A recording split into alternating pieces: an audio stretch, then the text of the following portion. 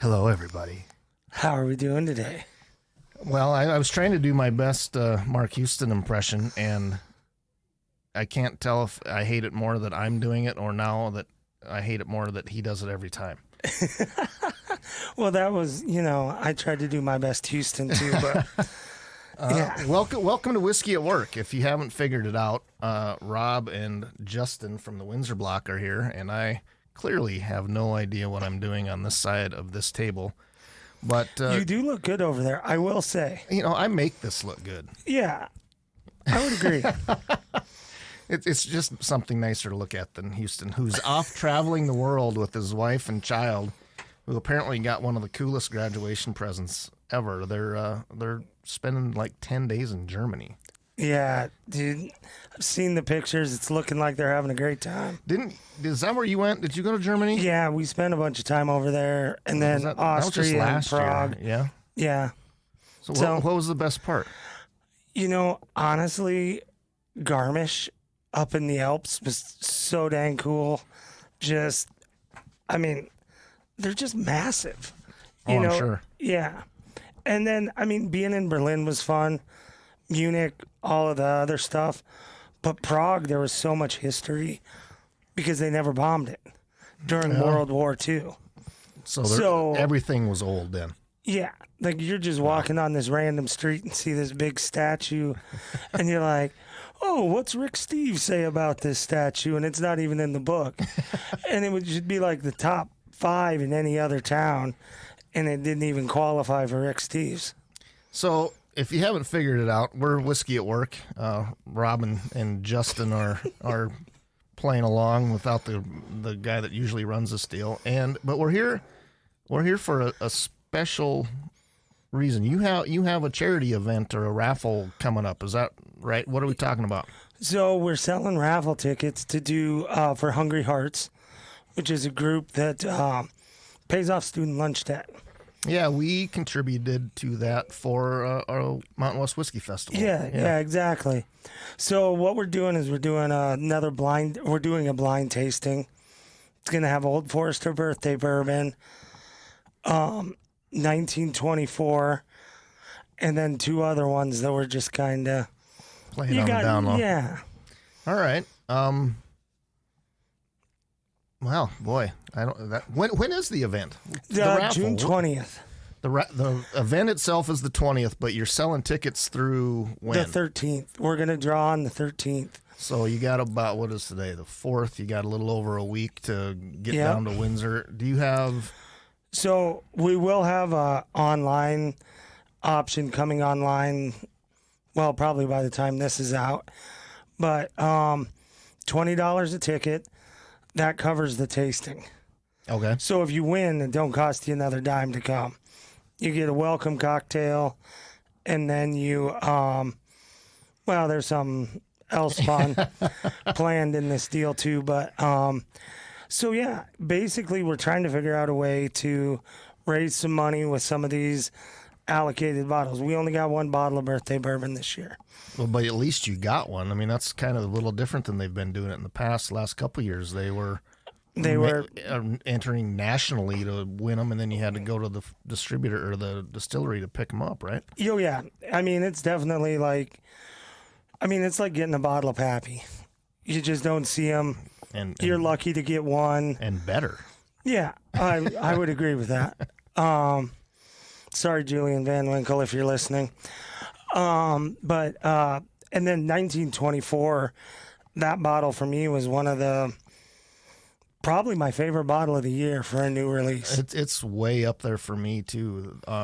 There was just so much going on with it, and that was kind of the Old Forester birthday, right? Their 100-year anniversary of the distillery. Is that? Yeah, that was kind of their thought behind it, I think. But yeah, it's 10-year age statement, and it's going to be a new product. So, but maybe in like 3 or 4 years, we'll start seeing. They're going to keep the 1924 as a product line? Yeah. Oh, that's from they're going to add it into that Whiskey Row series they have.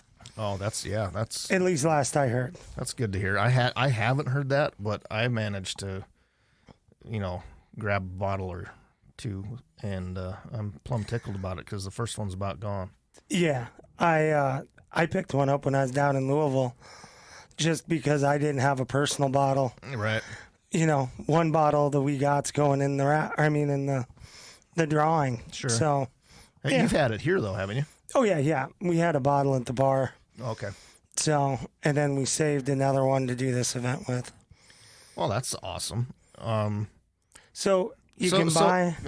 Yeah, go ahead. You can buy explain it. one ticket for $20. You can buy 6 tickets for $100. So, But there's no guarantee that you actually get into the tasting, right? no, It's no a raffle guarantee. to get into the tasting, so you might sell 100 tickets and 50 people are invited to the tasting or whatever. 20 people. 20 invited. people are invited to the tasting. Yeah. So I mean, there's only so many pours in a bottle. Right, certainly. So, and that'll get everybody an ounce each. That welcome cocktail, some hors d'oeuvres. We're doing it before the bar opens. So we'll be doing it on 2 o'clock on, I think it's 2 o'clock on that Saturday. Saturday, okay. Or 1, I don't know, 1 or 2 o'clock. So don't make any plans for Saturday night or Sunday morning. Well, and that's why we're drawing a week early, is just so we could give everybody a shot to, you know, if Sure. they win, be able to make it. So out of curiosity, is once your name is drawn, you're done? Yep. There's no chance of getting 6 entries into the tasting? Unfortunately not. They, so yeah, and we've never done anything like it before, so we'll see if it works out and, you know, moves forward. Sure. What has your response been so far? I mean, I've seen your posting on your Facebook page, and to be honest, I haven't been in your building in a while. I feel a little bit bad. Yeah, no, everybody's busy. They, we have some flyers up around there. You'll start seeing some more stuff come across. I think we're going to do some stuff with Dakota Territory Whiskey on it, put it up on their platform. So try to get some more movement behind it. I know there's a couple people out of Sioux Falls that have asked how they can buy tickets. So that's why we're going to we're going to set up a Venmo account. Sure. So everybody can buy whatever, you know. I mean, it's a good way to get a contribution for a good cause, even if you can't make it to the actual event, no matter what. You know. Well, and part of my deal is you know, if we had that Old Forester birthday bourbon, it's probably going to be maybe a $50 ounce pour. 1924 was probably, you know, half of that. Right. You know, plus On two the other retail pours. level. Yeah, if we were selling it over the bar. Sure.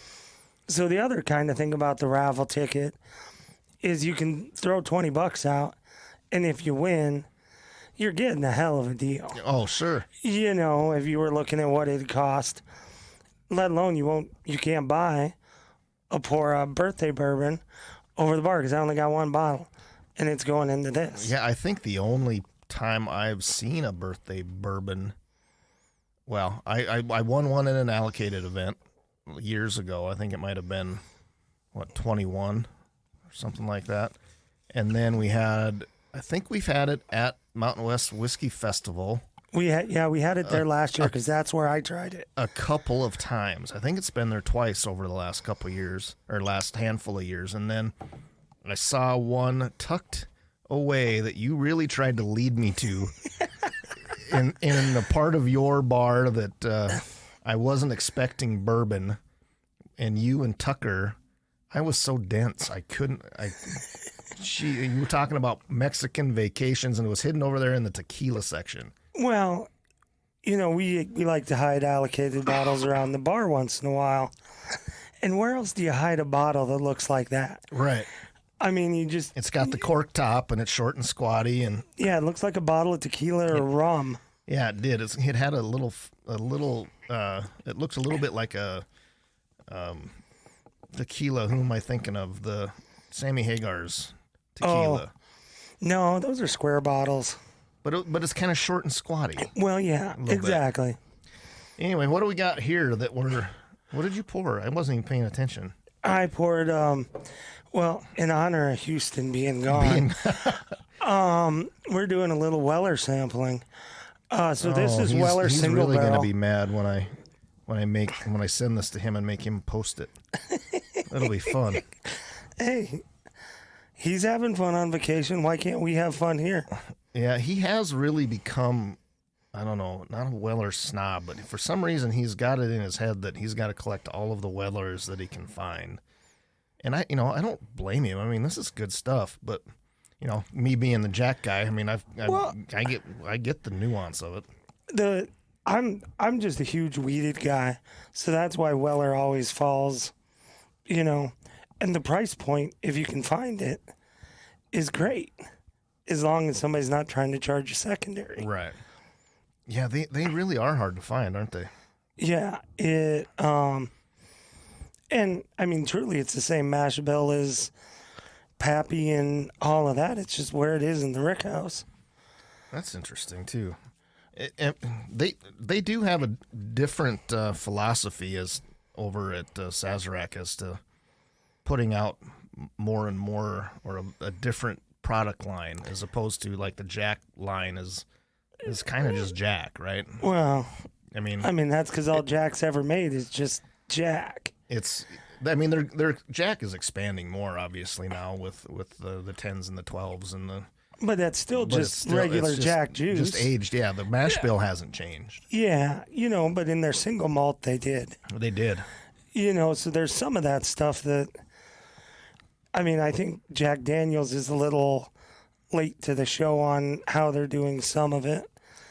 But when you look it back, Jack Daniels used to have older age statement stuff. Sure. And it wasn't paying, so, We've been talking a little bit about the charity event that he has coming up on June 22nd. Is that right? Saturday. I think it's June 20th. June 20th. I should know this because my anniversary is the 22nd. No, it is the 22nd. And then raffle tickets are being sold now through the 13th, I believe, is when we're... $20 a piece will get you a chance to be one of 20 to taste Old Forester Birthday Bourbon, Old Forester 1924, and a couple of mystery bottles to be revealed at the tasting. Well, it's going to be a blind tasting. I can't give you the whole lineup. Well, that's fair to me. And $20 for a chance to taste, for 4 tastes of it, those two alone is more than fair. And Gabe's going to come down and do a nice talk about them all. He's going to come down and show everybody how smart he is and how dumb everybody else is. Is that what's going to work? Well, yeah, probably. But, they... yeah, here's the nose, and here's the palate, and here's the... But he has a gift. He does. He really does. I'm not giving him anything that I haven't told him while he's sitting here. So very true. So a minute ago we were talking about Jack and their path. Somehow I always bring it back to Jack, and the Weller's diversity. You were saying, I think you were saying something with their single malt and their triple mash. They did actually change their mash bill, which I guess I completely forgot about. And then you also see, like Maker's Mark. They've never changed their mash bill. They have one mash bill. Besides that, that's all they make. But they do stuff like the French oak cask and different finishes. Yeah. And even the way they do that's fairly innovative, because they drain the liquid, open the barrel up, and put the staves inside. Oh. And then put the barrel back together and put the juice back in. Yeah. That's interesting. I had no idea that was the case. Yeah, I didn't either until we went down there and picked a barrel with the fine folks from Barrel House. Oh, right on. Hey, their Buffalo Trace pick is in and phenomenal. I saw that Jesse had posted. Yeah, we have it. We have it down at Windsor. Do you? Yeah. Outstanding. That'll make me want to come down there then. Yeah, it tastes just as good as it did when we tried it out of the barrel. So when it comes to that, do they let it continue to age in that barrel for a certain amount of time, or is it not? Or is it insignificant enough that it doesn't change anything? Doesn't really change anything. after we pick that barrel, it just gets rolled over to where it gets bottled, and depending on how backed up they are, they, bottle it off. Did you listen to the episode when we were talking to the folks from Caesar Spirits where they were picking a Woodford Double Oak, and they weren't going to put it in the second barrel until after we picked the one that we wanted, which I thought that was a little strange, but now I'm oddly curious to see if it changed much. Yeah. How long is the secondary aging? I think it's like 6 months, maybe. Okay. Yeah. Which I don't know if that'd change it that much anyway, but. Because do they put it back in the new American oak? I believe they do. Yeah. But I don't think 6 months would change a lot, but. I don't either. It seems like a waste of a barrel almost, but. Well, that's where my head was. Maybe I'm getting completely wrong about that. Maybe it's something else. But maybe they put it like in the top rick house. Like sure. They might have a spot that the sun gets really, it. Yeah. Special time of year that maybe they're not doing it all year long. Yeah, exactly. Maybe something to think about a little more. Yeah. Anyway, when we first got here, and before we started opening things, and I jumped the gun on almost everything, we were talking about Houston being out of town, his love for Weller, and him being in Germany, and you actually being there last year, I believe, right? Yeah. How is there a whiskey scene in Germany and Prague and? Varying, not much. Like there was one bar that I forgot even what I ordered. I think I just ordered had an old fashioned on the menu, and when the bartender's saying, "Here's our beer list," and you're like, "Oh, well, I'm thinking of a cocktail," and he goes, "Here's our beer list." You listen, because he did not even have a bottle of bourbon in the bar to make an old fashioned with. Really? Yeah, and that was in Munich. The best bourbon selection I found in a bar was actually in Garmisch. But yeah, I mean, there's places you can't find Jack Daniels, at least where we were. Right. That seems weird to me because, Jack Daniels is that universal brand that, and one of the reasons I like it is that you can walk into any bar, any hole in the wall, or any hoity-toity top of the building casino in Vegas, and there's a bottle of Jack there 100%. Every time. So to walk into some place that has I don't know how liquor licenses work in Germany, but I don't know if there is such a thing. It's a free for all. It's kind of what it looked like, but yeah. So it was really weird for me being over there because I'm the same way. It's what I drink, Jack. If I walk into a dive bar, I'm ordering a Jack and Coke. Right. So yeah, it was interesting that way, but they have great beer. Certainly, and you being the beer guy and the whiskey guy now, I mean, that's one of the benefits of being you, and I mean, by proxy, sort of me. I mean, I'm equal opportunity, Hey. I'll go to Russia and drink, well, maybe not Russia. I'll go to Poland and drink vodka. Yeah. Or Mexico and drink tequila, or some of the guys that usually sit in the seat get a little whiny when there's only beer involved. So the one thing I kind of wish I did in Prague, Heineken had an ice bar. Really? And we were talking about, but it just got lost track of time. Sure. And like we had our kids with us, and they could have drank. Like, because the age over there is 16 or 17 or something, isn't it? My 18-year-old could drink all he wanted. The 16-year-old, depending on where you were, they want to serve them a Radler. So like a 4%, lemonade-ish, sure, something super low alcohol. Well, that's probably what Houston's having. Yeah. Not any of that heavy, stout, dark, high alcohol, warm he was German at beer. Hofbrau House, which that's just some place you have to go see to believe. Like the big beer garden. Mm-hmm. Yeah. They just pour, they roll the wood barrels in there still, and they're just pouring beer out of these biggest mugs as fast as you can. How was it? Good. I mean, yeah, you have to get used to those big mugs of beer, end up with about 3 inches of head on them. So, which they say the more head on a beer, the more aroma you get, the better off it is that way. But for me, it's just more shit I got to clean out of my mustache to get to what I want. I saw something not too awful long ago about, not to bring beer into this conversation, I guess, but you're supposed to pour beer out of a can or a bottle because there's theoretically like 3 cans of CO2 in a can of beer. So that's why when you're drinking it out of, unless you pour it, that's why you feel bloated when you're drinking it. Oh, I could see that. I mean, I don't know how much truth there is into that, but that kind of makes sense. But there used to be the old wives' tale that draft beer made you more hungover and bloated, but they used to also not push draft beer with good air. Like, there's old timers that were pushing draft beer with an air compressor.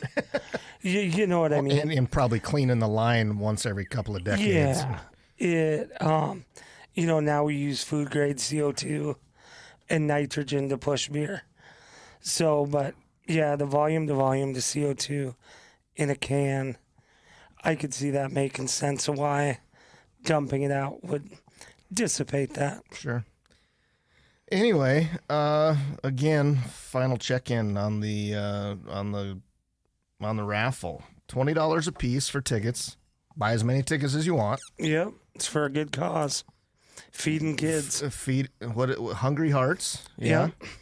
And the raffle gets you an opportunity to get picked to go to an Old Forester tasting at the Windsor Block on Saturday, June 22nd, before the bar opens. Gabe Aldridge, our resident expert, is going to be talking about all of the notes. Yes. And what you should be tasting and smelling and getting on the front of the palate and the back of the palate. And it's Old Forester Birthday Bourbon, an Old Forester 1924, and a couple of other Old Forester products that alone, even the unidentified products, are probably worth the price of a $20 raffle ticket. Yes. Should you be picked. Well, and kind of the fun thing about doing this is 2 of the bourbons are every day you can go buy off a shelf. 2 are allocated. So I think there's so many things that... Houston's going to be so mad when he finds out we're drinking the last of your William LaRue. I know he is. Did you hear that, Houston? We're drinking the last of this William LaRue that he brought. We're going to bottle kill it tonight. Anyway. But part of doing the blind is I want everybody to realize that, like, there's great bourbon out there that's not allocated. Sure. That we don't always have to hunt for the crazy and the, I think every time I've done a blind, I've came out with a new opinion of the 4 bourbons I did the blind with. I think I've only done one, and I think it was on here, and it was the Jack 10-10-12, when the Jack 12 first came out. Oh, okay. And so we had the 2 10s and then the 1 12. I would like to do that more, I think. And yeah, I mean... And just, try to figure out the nuances more and without the perception of what the brand is going in.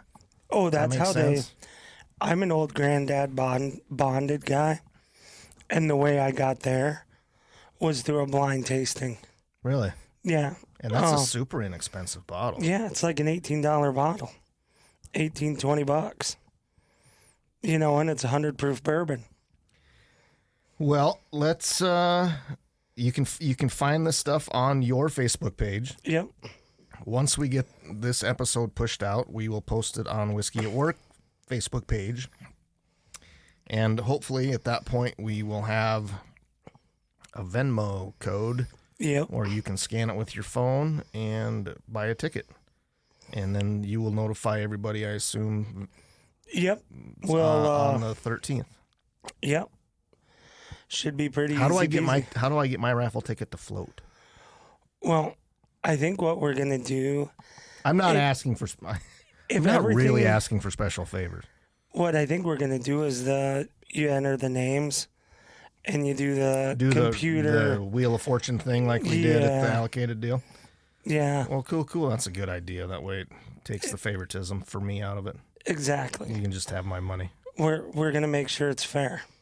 That's with some of these bourbon fanatics, it's probably the safest Oh, yeah. safest way to do it. Exactly. Anyway, this is Whiskey at Work. Justin Hendrickson from the Windsor Block Bar. Thanks for coming in. Hey, thanks for having me. Rob Henry, first time don't hate me on this side of the desk. And you can thank Houston for taking his family on a vacation if he didn't like the way that I did things. So till next time on Whiskey at Work, see ya.